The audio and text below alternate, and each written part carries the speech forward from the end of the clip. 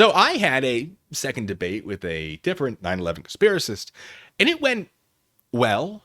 What are desks made of? Goodness. What are Okay, desks made of? so whilst we What on are the desks made survivors, of? so why are we on What are on? desks made of? Before I break down what happened, I want to let you all know that everything I'm saying here is an opinion. Anything that sounds like a fact has an implied allegedly attached to it. This is merely a video breaking down my strategy to debate a 9/11 conspiracist. This conspiracist, who goes by the name 9/11 Revisionist, and who I will refer to as Revisionist for the rest of this video. He was the one that accused me of being too scared to have a direct conversation with MES, who was the first 9/11 conspiracist I debated. I had not, at the time, realized that that was an option, so I agreed to debate MES if MES wanted to. He did. Revisionist also demanded a debate, so I humored him. MES and Revisionist have a problematic approach to promoting their faith, because that's what all of this is. They have faith that the towers were destroyed by some sort of directed energy weapon, which I will from this point on accurately refer to as a laser. What I mean by this is that they don't care about the facts, they will present what they believe are facts to convert people to their faith. But the facts don't actually matter when it comes to what they believe. What I mean by that is, facts don't matter to them. As far as they're concerned, facts will either directly support some facet of their conclusion, they will lead to an unproven theory that is used to support the conclusion, or they are so obviously wrong that it is not worth addressing them. No, but she's obviously right. No, but what I mean is she's obviously right. Won't agree with that, but I will agree that you are saying she's right. No, I know, but that's assumed, okay? But she's obviously right. We're not doing this whole video. In my interactions with MES, I learned he will, when properly motivated, stay on topic until that topic has run its course, which leads me to believe he has at least done some research, stopping just short of reaching the very real information that actually disproves him. But once the facts he uses to support the topic are debunked and no longer available to him, he resorts to some pretty juvenile insults and attempts some very clumsy discrediting. The American government, right? Am I AI? Is all of this a hologram? Now, at least I'm KL. bear with me. Bear with me. I'm going somewhere. Anyways, I've walked through one in a tour. Anyone can if you're in Washington, D.C. Did you sacrifice any babies? Okay, fine. Revisionist, on the other hand, shotgun blasts information and struggles to stay on topic. I don't think he knows the conspiracy scripture as well as MES does, and attempts to overwhelm people with often unrelated evidence instead of proving any particular aspect of the theory. If you explain the information is wrong, he might call you a disingenuous coward before loading another shell into his shotgun of disinformation and firing it into the conversation. Although I would argue he is less capable as a conspiracist, he has a habit of sticking around longer, possibly because he never lets a discussion come close to a reasonable conclusion. Identifying how both conspiracists might behave, I was able to tailor my debates with them to take advantage of these behaviors. When it came to MES, I let him provide me with his own numerical estimates of the rubble pile around Ground Zero of the World Trade Center. His argument for a space laser relies very heavily on the belief that not enough rubble was present due to the alleged dustification of the towers. His estimates were higher than mine, and mine already showed he was wrong, so I was able to formulate a strategy that allowed me to pretty easily mop the floor with him. But Revisionist was a different story. He was less predictable, so instead of preparing an argument, I went a different route. I made 12 short videos about the first debate and released them the night I was scheduled to debate Revisionist. He took the bait and began leaving angry comments. This gave me an opportunity to not only guess what he might discuss, but to also influence what he might discuss when the debate occurred for my benefit. But the mind games didn't end there. With MES, I let him talk because it was beneficial to my argument. Revisionist may have expected me to do the same for him. Unfortunately, I had no intention of doing that because 1, there was no endgame I was working towards, and 2, he'd already seen me destroy MES with math. He should now know his conclusion was fatally flawed. People make mistakes. This is true, and I firmly believe it is often what a person does after that mistake, as opposed to the mistake itself, that better reflects who they are as a person. If you make a mistake, I'll usually give you a second chance. And if you waste that second chance, well, let's just say Revisionists have been given plenty of second chances. So I wasn't terribly motivated to baby him through an event where thousands of people died. I may have gone a little too hard with it. I didn't get much sleep the night prior, and I am of the opinion that people who will insult others who don't agree that the towers were taken down by holograms and space lasers haven't earned any special courtesies from me. I don't think he expected this, nor I assume did he expect this outfit. There are a lot of layers to the particular mind games this outfit plays. It's a nonverbal message that I'm not taking this seriously because I don't take him seriously. Not only does he have to convince me of his theories, he may now feel more compelled to convince me to take him more seriously, which I hope might A, put him off balance, B, get him to hold on to a specific argument for longer so that I could address more of his errors without being subject to the shotgun blast of information, and C, give him an easier route to ad hominem fallacies, so I could call those out as well.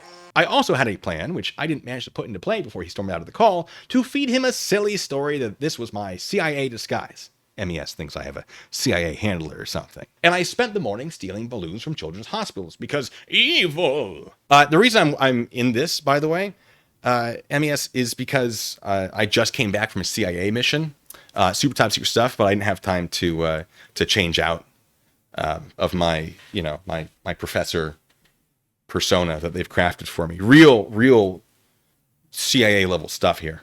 And then I try to get him to prove this never happened, using his own fallacies to refute a correct argument that I was in fact not a CIA agent, and I was in fact not tasked with stealing balloons. The idea is that I can then point to the ways I dismiss his statements to show how he is doing the exact same thing, but with 9/11. The conspiracists never really understand the Uno reverse part of the gambit, but I enjoy it a lot. It's more for me and the audience, really. Unfortunately, we never got to it because I became a little too busy muting him when he wouldn't let me explain that wood turns to ash in a fire. And What are desks what made the of? firemen saw What are and desks they did made not see. of? I want to What are bring desks in made of? I'm not listening Ricky to you. Cross, What are desks who was made of? between floors What are 2 desks and made 22. of? And a little too busy doing this.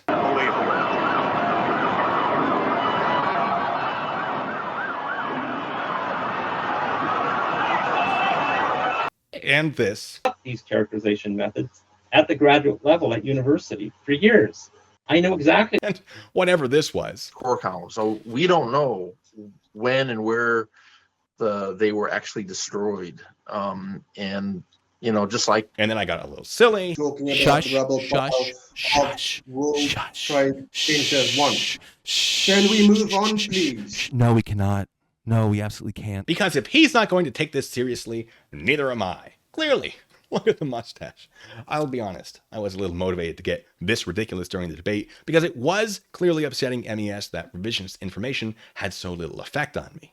But, I used to prove things professionally when lives were on the line, so I suspect I have a better understanding of what proof is than he does. I think my favorite part was when he accused me of using the wrong building in my mathematical proof. During my debate with MES, I showed building debris and conducted a pixel measurement to determine the height of the rubble pile. I knew MES would challenge my measurement, and I suspected he would argue, correctly or otherwise, that the picture I used was not one of the towers, but one of the other buildings nearby. There's too much debris in that photo, but maybe it is the wrong building, right? Maybe I have it from a bad angle. And that, I'm glad you pointed that out, because that establishes that pictures can be used to manipulate what things look like, and you can get it wrong, right? So when you're using a picture, or if you're doing it on purpose, if it can be manipulated on purpose and you're only showing some pictures but not others, or if I'm only showing some pictures, then we might be doing some deception. That would be bad. So what if I use one of your pictures from your videos? Right here, this is from your video where you say the rubble pile is no higher than the lobby. Is this your picture? This was from the observable evidence. Yeah. This is My from, video. yes, Video, it is I from the didn't make the video, observable but evidence. I But promoted you the video. promoted it, and that suggests either you're promoting something you know is false, or you're promoting something No, that you it's- think it is was a true. great- it So was a I'm great going one. to assume that you believe what is in here, so that we don't have to assume you're being deceptive on purpose. unless you're- Now, but you say you've the already rubble proved you were pile is deceptive. no higher than the lobby. Is that what that says? Rebel pile, no higher than the lobby. That's what that says. But again, is this a So real if photo? we assume that Did you used it, so No, I'm is just it a saying. real photo or not? No, I don't. know Are if you saying using that. fake photos? No, I'm just saying. Do you not know if the photos you're using are real? No, I'm saying, did you? Because you already were deceptive. You were talking about. This is Facebook your towers. to point out a fact that I'm we just can't asking necessarily rely on what I'm presenting. No, So let's I'm- use what you're presenting. No, I'm Is just this asking for your word. you tell Did- me? This No, has I'm- been unaltered from your video. There has No, been that's no all I need, change. that's all I need. Yeah, that's all I Perfect. want. Yeah, So yeah, we yeah. can Yeah, assume that's a great- that that's you a great believe photo, this yeah. is real. I'm glad you asked. That's actually a very good question. So if the rubble pile is no higher than the lobby, let's assume that the rubble pile is as high as the lobby. Do you know what the height of the lobby is? How high is Let me that? pull that Probably- picture up again. I can tell you. I have it. It's 20 meters. The lobby is 20 meters high. I was only using 14.75 when this predictably occurred. I pulled out his own estimates and told him essentially, you're right. Let's use your numbers instead. and his numbers were larger than mine. So when the goal is to prove the rubble pile is big enough to not be evidence of vaporization via space laser, bigger numbers are better. He thought he had me, and I just went, oh, next slide. Bam! Accounted for your counter argument. It was a beautiful moment, and MES still refuses to acknowledge it, even though it's recorded. You know, you didn't do the math. I literally did it in front of you, bud. It's algebra. It's high school level math. A child could do it. Makes you wonder what else he's ignoring, doesn't it? Anyway, when I release my 12 short videos and revisionists start calling me out for using the wrong building, which again was part of the plan of the first debate, so that I could then go, oh, you're right, I'll use yours, MES. I was excited because now I had an opportunity to pit MES and revisionist against each other. Revisionist would either have to admit he was wrong, or he would have to admit MES was wrong. In theory, anyway. The reality was that revisionist refused to go into further detail and claimed he didn't remember what the picture was. But that's great too, because that meant I could ask revisionist why he was commenting about something he didn't remember. Either he didn't know what he was talking about when he left those comments, or he did and forgot about it within 10 hours. Or he was aware he was wrong the entire time. No answer he could have given would have been good. And I think he realized this, which is why he refused to give one. I brought up a picture and I went, well, my estimates of this rubble pile are this. And I went, wait a second. Why use this when MES has done the same thing? He's done an estimate of rubble pile height. Let's just use that rubble pile instead. Showing me what picture you're talking about. Then you commented on it, so you must know. Did you forget within the last 8 hours? Sir, when you started talking about that rubble pile and your calculations, the picture you had up in the background was building 3, and he pointed. And then I went, and I'll say it for like I don't know how many times. Here's the deal, bud. Okay. So, and then I went, why use that number? Why assume this is one of the buildings when I can take one of MES's pictures that he claims is of one of either 1 or 2 with a height that he has estimated? That was the point. Do you understand that? Where I said, oh no, you might call this out. Well, let's just use your numbers then. And I had that ready. That was the point. That was the bit. That was the play of getting him to go, I don't think, wait, say that again? Can we move on now? What was that? What did you say before that? You felt you won. Great. Wonderful. I won. Great. So MES, revisionist says you're wrong. And revisionist, I would like an apology for you being wrong in my comments. No, because you used the wrong picture. We're going to do this again. Okay. And then I used his picture of one of the towers and his estimates were larger and therefore it proved him wrong more. Does that make sense? Show me the picture. You were commenting about it, so you must have known. Or would you like to admit, I'll give you an option. I'll give you an alternative option. Would you like to admit that you were commenting about something you didn't know about? I was commenting with regards to the first picture you had up. You were talking about your calculations for the size of it. So you didn't know what you were talking about because you didn't know the full context. No, we cannot. So you didn't know the full context then. You didn't see the second half of it. This is just, all right, just bye. I suspect it may have also been because MES just told him I was using the wrong building and revisionist did zero fact checking, which, to be fair, does not appear to deviate from his normal behavioral baseline. Other honorable mentions include him saying Alex Jones is a bad source and then immediately using Alex Jones as a source. And there was also a very interesting conversation around about in 2012 with former Governor Jesse Ventura and Alex Jones, where they were discussing certain aspects of 9/11 as well. So I made a little bit of a mash. Alex Jones, the guy that just had to pay over $1 billion for being wrong. Yeah, that crazy guy. Yeah, who thinks he's so crazy. The water's making the frogs gay type dude. Yeah, he's been right turn on the friggin' frogs gay. Yeah, that guy. If you actually do the research, atrazine is one of the pesticides that they use on the. Okay, don't get distracted. Don't get distracted. But don't worry, just go research atrazine and the studies that have been done. Don't get distracted. So, yeah, let's. We have the videotapes. The firefighters reporting molten metal like a slurry. His confusion about the scientific method and the relationship between evidence and irrefutable proof. If sound logic governs the relationship between evidence and the conclusions drawn from it, that conclusion will be irrefutable.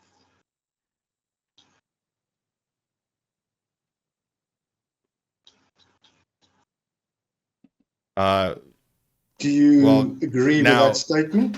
No, I do not, because drawing conclusions from evidence does not make that evidence irrefutable. It strengthens the conclusion based on the connection. But are people sometimes falsely convicted of a crime?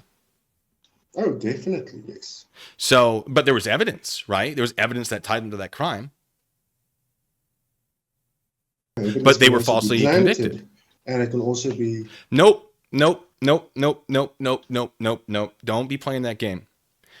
Sometimes. Game. I'm not actually playing a game. You're introducing this whole planting. Stop game, talking. Unfortunately. Stop talking. So, Stop okay. talking.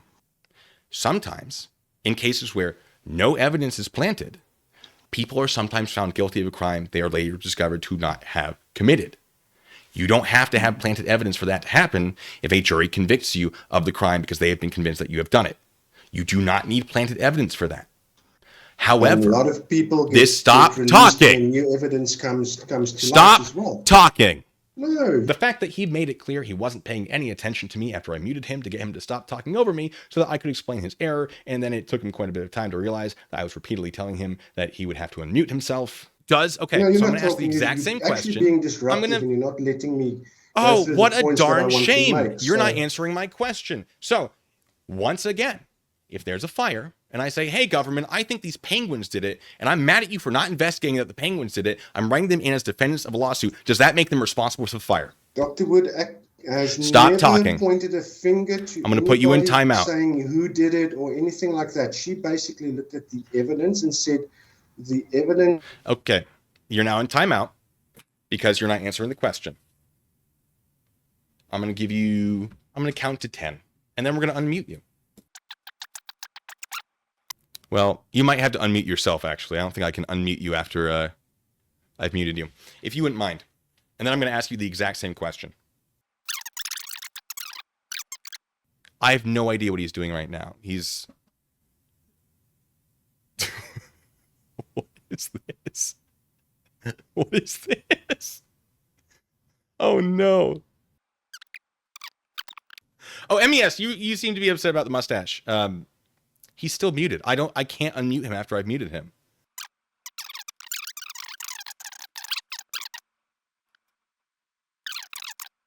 Oh, you're back. Hello. His attempt to convince me that thermite wasn't involved, despite me never arguing it was, which ultimately suggests that perhaps a report written by a conspiracist isn't inherently correct, merely because the conspiracist has credentials and degrees, and it is in fact the content of the report that should always be able to stand on its own, which has always been the case, because claiming something is right merely because of who is saying that thing is a pretty short distance to an appeal to authority fallacy.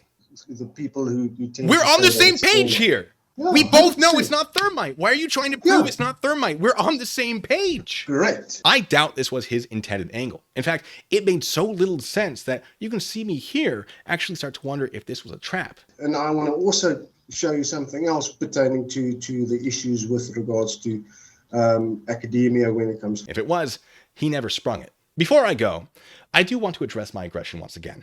This is not how I discuss these topics with people who come to me with a genuine interest in knowing more. By the time the debate occurred, Revisionist had already made it very clear that he had no intention of listening and learning, and continued to demonstrate this during the debate. This is not a good debate strategy. This is not how I conducted interrogations back in the day, but that doesn't mean it's entirely dissimilar to a basic interrogation strategy. When I was taught to conduct criminal interrogations by federal agents, one of the most important pieces of advice I was ever given was that your goal is to get the other person to end the interrogation. As the interrogation progresses, if you're not getting useful information, you dial up the pressure until the suspect confesses or invokes their Fifth Amendment protection against self-incrimination. I was done with Revisionists before the debate even started, and it became very clear early on that this wasn't going to change. So I was more than happy to apply enough pressure to get him to leave, or admit he was wrong, but what are the odds of that? So I have no regrets. But do you think you could do better? Do you want to be the conspiracist who cracks me? The truther who turns me?